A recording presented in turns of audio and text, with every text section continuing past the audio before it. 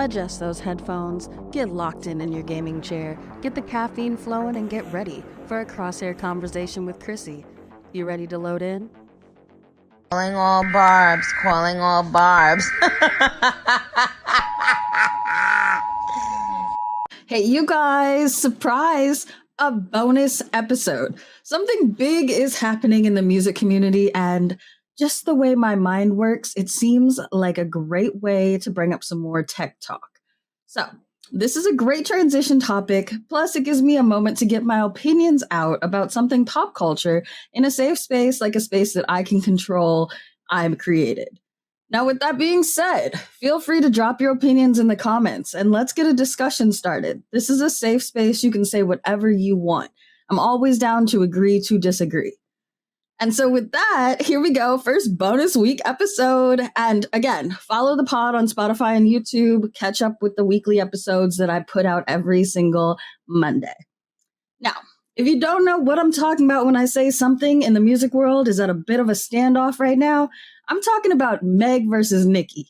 Yes, the beef. And yes, this is a tech podcast. I get it. But all the other podcasts have been talking about this, and they're no better than me. I can talk about this too. And trust me, I definitely have a plan to pull it all back around and bring it back to a tech topic. So stay tuned for that.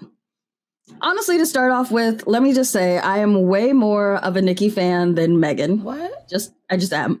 Being a millennial, a zillennial, I guess, a lot of the most memorable years of my life have included Nicki music. And I've just loved how Nicki has evolved over the years. She's changed. She just kind of paved the way, you know?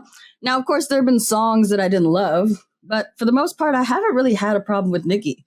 But after listening to Bigfoot a couple of times, I can be honest. I can say that this was a miss. Now, before you get mad and you go off in the comments, I've read a few articles. I have read a lot of articles, actually, and listened to a few other opinions that dug deeper into the song, like talking about subliminal shots that were fired, things that everyone might not catch from listening to it once or twice, like I did. For example, the switching of the flow, randomly switching it up throughout the song. Supposedly that was a dig at Meg and the statement that Meg has no flow. But to me, it just kind of came across as a traffic jam. But again, for a second listen through, I'm just a little bit confused. I feel like Nicki can do better. It seems so rushed, so unhinged. And with Nicki being so pronounced in the industry, that is not a good look. It's not a look I want for Nicki. And I'm not here to comment on the alleged drug usage, the mental health. No, we're not even going to dip our toes into that. But that's what's circling the media right now. And specifically the ending of this song. What was it? 5 minutes? That's where the allegations, that's the word. That's what the allegations are referring to most likely, or a lot of. What was that though?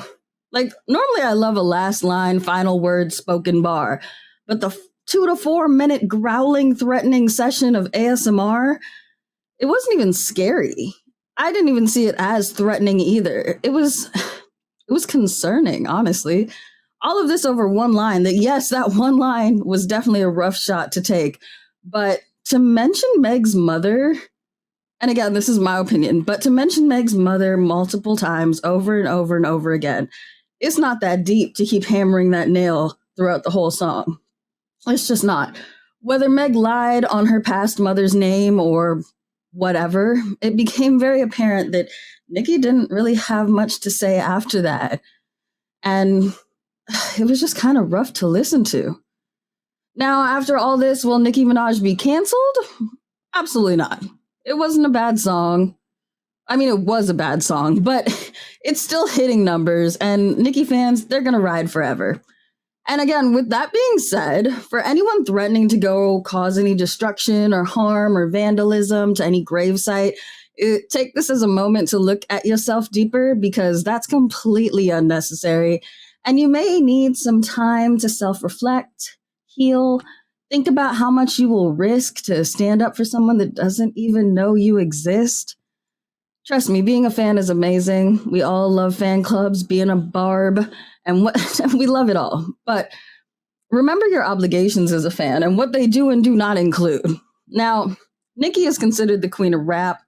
I hope that she can turn this around and come out with some fire, and we can all leave this in the past. But until then, I think that this might be a new era approaching. Nicki has been untouchable for so long, but I do think that gap may be getting smaller and smaller with the constant beef and call out she's shooting at these other female artists. Is she feeling threatened? Is she losing her touch? Some say she's still searching for the respect that she deserves in the industry, and that very well may be. If you look at the Grammy drama, if you know, if you don't, look it up. But historically, females in any industry have always been put up against each other as toxic competition. It's unfortunate, but it's another stereotype that society definitely encourages and sometimes can get you ahead of the game. Like when the American gymnastics team had their little drama 2008, 2009, around then, that received so much bad press because they were female. And it was a story the media could just run with, the typical female with the attitude, and now they're beefing against each other and so on and so forth.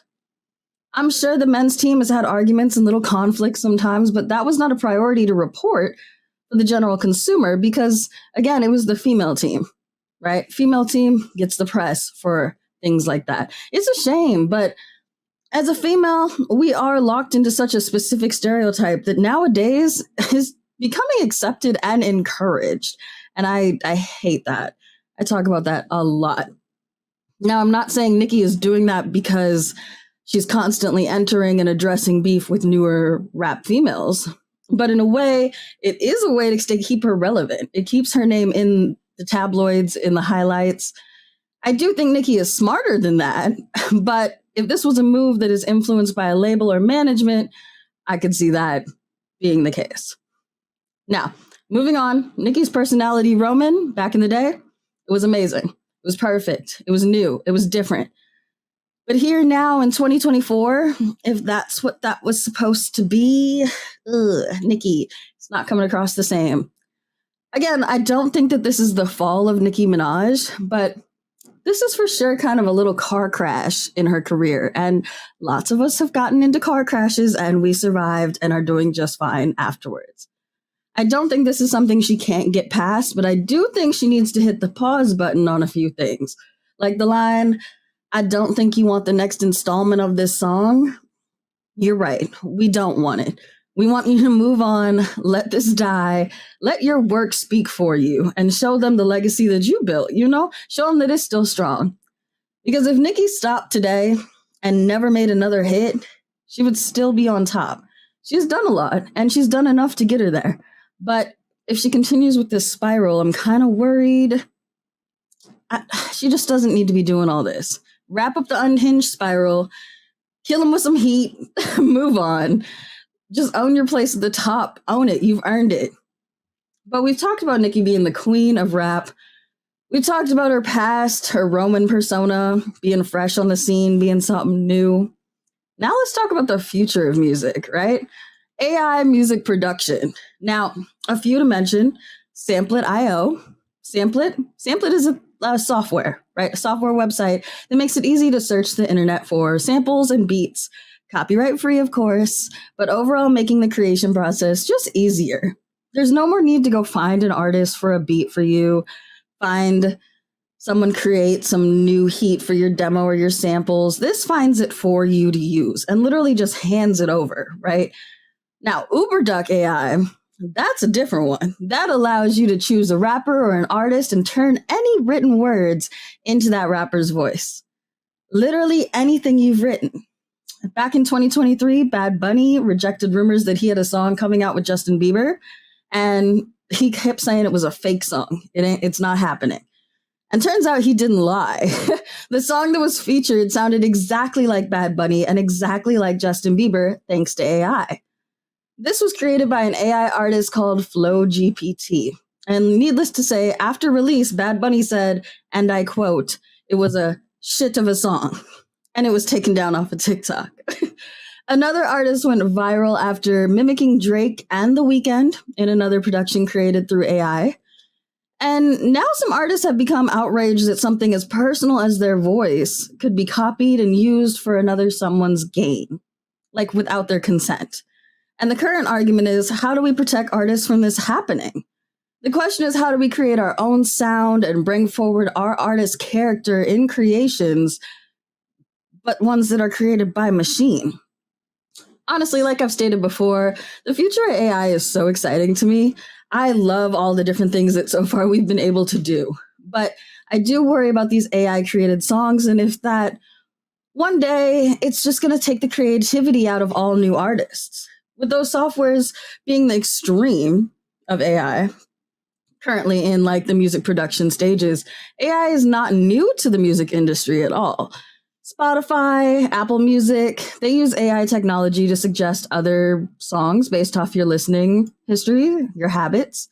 They also use AI to curate your end of the year summaries. And musicians have always used SoundLab, and there's another one, to create musical loops to help with writer's block or creativity blocks over the years. But again, with these new and higher advanced AI softwares being released and developed in the industry, the concern is so real.